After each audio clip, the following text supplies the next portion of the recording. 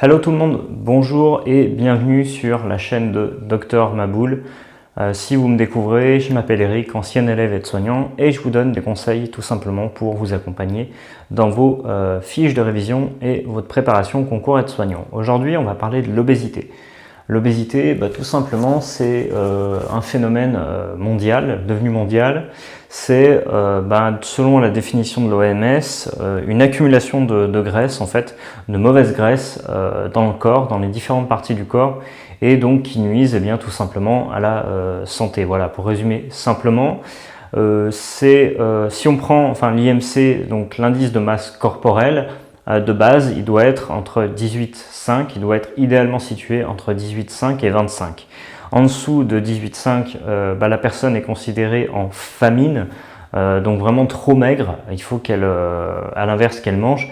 Donc ça concerne plutôt les anorexiques et tous ces types de personnes-là. Et à l'inverse, au-dessus de 25, on commence à être considéré en surpoids et jusqu'à au-dessus de 30, voire 40, l'obésité morbide. Donc comment on en est arrivé à ce qu'il y ait de plus en plus de personnes obèses, nos conditions de vie qui se modifient, déjà de base, même si évidemment j'ai rien contre, mais l'usage des jeux vidéo, donc la sédentarité, c'est le fait de rester assis, de faire peu d'activité physique. Ajouter à ça le grignotage, le fait de manger de manière déséquilibrée. Donc c'est des gens qui sont peu éduqués sur le plan alimentaire et donc qui vont manger à peu près n'importe quoi et qui vont manger régulièrement au McDo et au KFC. Une fois ça passe, le problème c'est que plusieurs fois par semaine ça commence à se voir.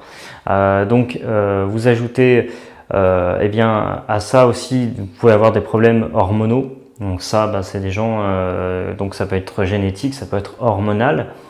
C'est pas forcément quelque chose qui s'acquiert dans la vie, mais de manière générale, c'est vrai que l'obésité est la résultante, on va dire, de la sédentarité et de l'hygiène de vie en général, de la mauvaise alimentation. Qu'est-ce que ça peut entraîner comme pathologie? De nombreuses maladies, on ne va pas toutes les citer ici, mais ça peut entraîner des cancers, des problèmes articulaires.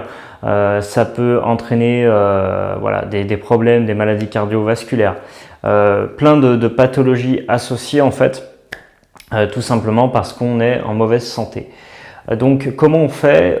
Tout simplement pour perdre du poids et pour retrouver une bonne santé et donc un poids de base sain. C'est déjà de manger, souvent le travail d'un nutritionniste va être de faire en sorte que la personne suive un repas équilibré, tout simplement, puisse manger normalement des glucides, des lipides, des protéines en quantité raisonnable, éviter au maximum tout ce qui est produits sucrés, en tout cas le faire de manière on va dire en tant que récompense. Donc voilà, ça le nutritionniste va agir là-dessus et ensuite avoir une bonne hygiène de vie, faire du sport, tout du moins de l'activité physique régulièrement, parce que l'activité physique c'est pas nécessairement faire du sport à haute intensité et c'est souvent là où les gens se trompent en fait.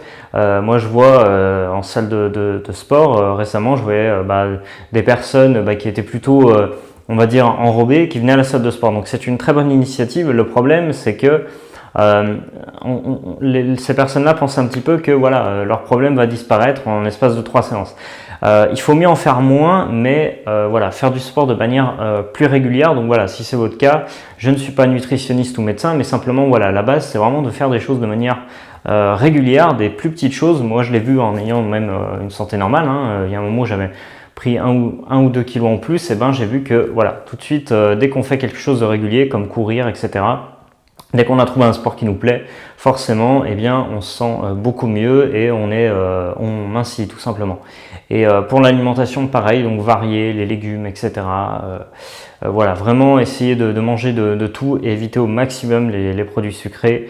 Et évidemment, de temps à autre, se faire plaisir aussi. Le but, c'est pas de se priver totalement. C'est pour ça qu'il y a des personnes qui ont un petit peu de mal. Qu'a fait la France notamment pour terminer cette vidéo? Qu'est-ce qu'elle a fait en termes de prévention? Parce que c'est souvent la prévention qui est affichée. Donc vous avez vu qui est faite. Donc vous avez vu ce qui est passe à la télé, par exemple 5 fruits et légumes par jour. Après, on a aussi des distributeurs dans les lycées et les établissements scolaires qui ont été supprimés. La bouffe dans les cantines aussi, qui a été aussi revue un petit peu. Il y a un reportage, je sais plus, c'était aux États-Unis, c'était effarant ce que mangeaient les gamins, des parts de pizza comme ça, qui étaient distribués à la cantine. Enfin, c'était juste, et c'était un Français, je crois, ou un Américain qui venait aussi en France et qui voyait, je crois que c'était un professeur américain qui est journaliste, qui est venu en France et qui a vu que les enfants mangeaient de manière équilibrée, et il a vu la différence. Donc voilà, ça aussi, ça se traduit aussi par le pays en général, un petit peu les us et coutumes. Et puis l'environnement général, des enfants d'obèses ont beaucoup plus de chances, de personnes enrobées ont beaucoup plus de chances de devenir gros à leur tour par rapport à la génétique, etc. Mais voilà, on va pas se rentrer dans des détails compliqués. Voilà, c'était donc le sujet sur l'obésité. Merci à vous d'avoir regardé cette vidéo. Si vous avez des questions, des hésitations ou des rectifications, bien sûr, vous n'hésitez pas, vous communiquez dans les commentaires et puis je serai ravi de vous répondre. Merci à vous d'avoir regardé cette vidéo et puis à bientôt. Ciao.